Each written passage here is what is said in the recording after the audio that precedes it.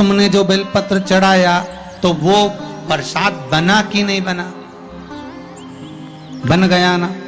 अब प्रसाद बन गया तो उस बेलपत्र को उठाकर लाकर खाना और खाकर अपनी औषधि के रूप में उसको स्वीकार करना, उसके बाद इस शरीर में चाहे शुगर हो, चाहे बीपी हो, चाहे ब्लड प्रेशर किसी भी रूप में हो, चाहे किडनी, लीवर कुछ भी डैमेज हो रहा हो, डायलिसिस चल रहा हो, अब एक बार बाबा को चढ़ाकर उससे विनती कर कर तो लाओ कि हे शंभु, ये तेरे बल पर लेकर जा रहा हूं। मैंने सुना है तुझ पर जो चढ़ता है वो प्रसाद बन जाता है, और ये त्रिगुणाकार बेलपत्र को मैं लेकर जा रहा हूं, मैं खाऊं और बाबा इतनी कृपा कर देना कि ये औषधि का काम कर दे और मेरी बीमारियां समाप्त कर दे। ये शिव से कहो।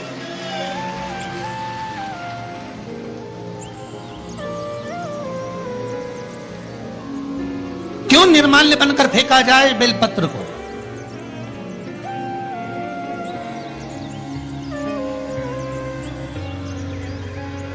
इस बेलपत्र के मूल तत्व को जिस दिन जानोगे, बैसाखी शिवरात्रि शिव महापुराण की कथा चल रही है रतलाम के पावन प्रांगण में, और लाखों लाखों लोग कथा को श्रवण कर रहे हैं। कल जितने लोग आए थे उससे 2 गुना लोग आए हैं, टेंट एक्स्ट्रा लगाया है। बता रहे थे कल 9 बीघा में टेंट लगा था, आज 18 बीघा में टेंट लगाया है, तो भी जगह नहीं है बैठने के लिए, लोग खड़े होकर कथा सुन।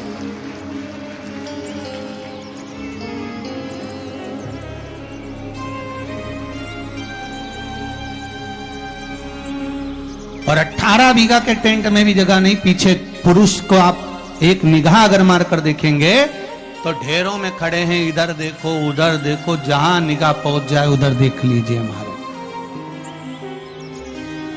लाखों लाखों लोग इस कथा को सुन रहे हैं। एक नियम बना लो बैसाख महीने से कि शंकर भगवान पर जो बेलपत्र चढ़ी है वो औषधि का काम करती है। शिव पर चढ़ी हुई बेलपत्र मंदिर में क्यों छोड़ें? क्यों नदी में हम इसको विसर्जन करें?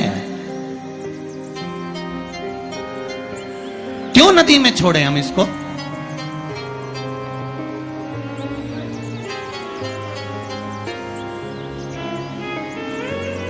उसको उठा लाए, उसका प्रयोग करा, खाया, और उसका जो फल हमें मिला वो जीवन का सुख। हम तो ब्राह्मणों से भी कहेंगे, जितने ब्राह्मण जन शंकर भगवान के मंदिर में पूजन करते हैं, जितने विप्र जन भगवान शिव के मंदिर में पूजन करते हैं, उनको करबद्ध निवेदन, उनके चरणों को प्रणाम कर कर, उनके चरणों को नमन कर कर, उन ब्राह्मणों के चरणों को नमन कर कर निवेदन करूंगा कि आप शंकर जी के मंदिर में कोई प्रसाद बांटो ना बांटो, जो बेलपत्र शंकर जी के मंदिर में चढ़ती है उस बेलपत्र को उठाकर धूप में डाल दो, सुखा लो, पीस लो, और पीसने के बाद उसकी पुड़िया बना लो।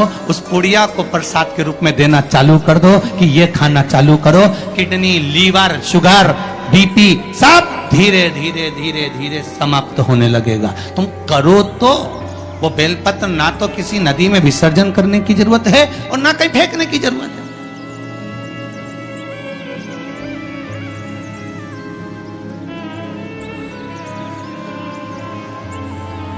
प्रतिदिन भगवान को तुलसी चढ़ाते हो ना? तो रोज भगवान को तुलसी उनके भोग में चढ़ाते हो, उनके सामने चढ़ाते हो, उनके सम्मुख में ठाकुर जी की तुलसी चढ़ाते हो। उठा लाए, प्रयोग में लो, क्यों उसको विसर्जन में डालते हो?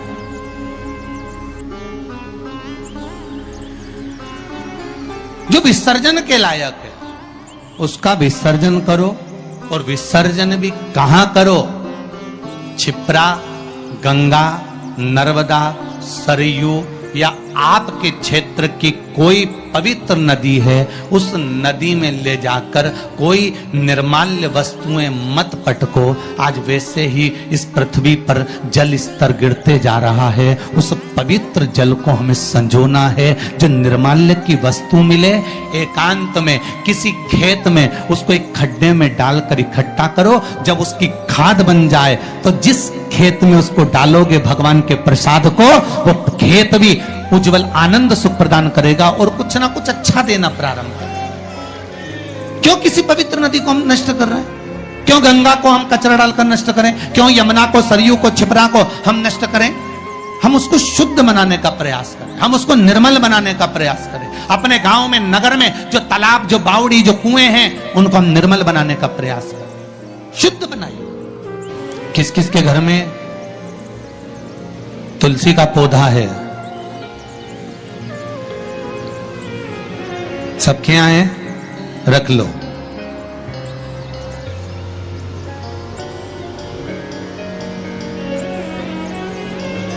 कहां लगा है? घर के अंदर कि घर के बाहर? घर के बाहर। ठीक है। दिया लगाते हो?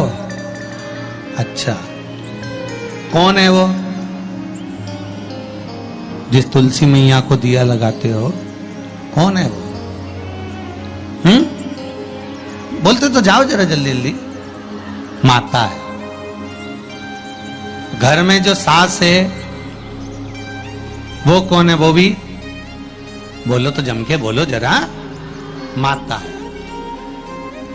बैसाख का महीना चल रहा है, बहुत जोरदार गर्मी पड़ रही है, बहुत जोरदार गर्मी,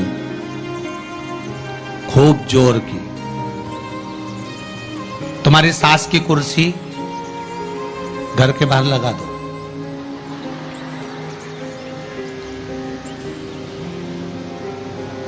कितने घंटे बैठ सकती है वो? बोलो जरा, जम के बोलते जाओ। यहां विश्वास की कथा चल रही है, भाव और श्रद्धा की कथा चल रही है। कितने घंटे बैठेगी वो? अरे 1 घंटा भी जाने दे जी जी। 15 मिनट ऐसी चिलचिलाती हुई धूप में वो बैठ जाए, बहुत कठिन बात, बहुत कठिन। तुम्हारे घर के दरवाजे पर तुलसी का क्यारा है, तुम उसको दिया लगाती हो, माता कहती हो, पूछती हो, पूजती हो। तुमने तुलसा महारानी से कहा, माँ बैसाख की गर्मी पड़ रही है, तेरे को गर्मी लग रही होगी, चल थोड़ी देर में तुझे अपने कक्ष में लेकर चलती हूँ, थोड़ी छांव में रख देती हूँ, तेरे ऊपर एक छत्र लगा देती हूँ, थोड़ा सा एक ब्लाउज का टुकड़ा पड़ा हुआ है, पीस पड़ा हुआ है, उसको मैं तेरे ऊपर डाल देती हूँ, जिससे तुझे गर्मी कम लगेगी। कभी विचार किया? पिनाया है सबने? ए झूठे लियो। पाटीदार जी गाड़ी लगाओ जरा, सबका घर चला। देख के तो आए कितों के घर में पिनाया है? अरे देखा देखी में काम बिगड़ जाता है। एक बार कक्षा 8वीं का पेपर था, बच्चों के लिए एग्जाम में लिखने को आ गया, दिल्ली की सबसे बड़ी मीनार का नाम लिखो।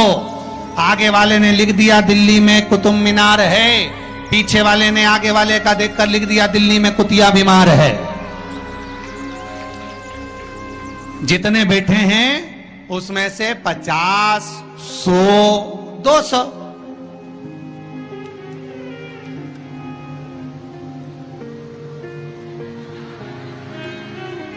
अरे बोलो तो सही है वो, उतना बोल।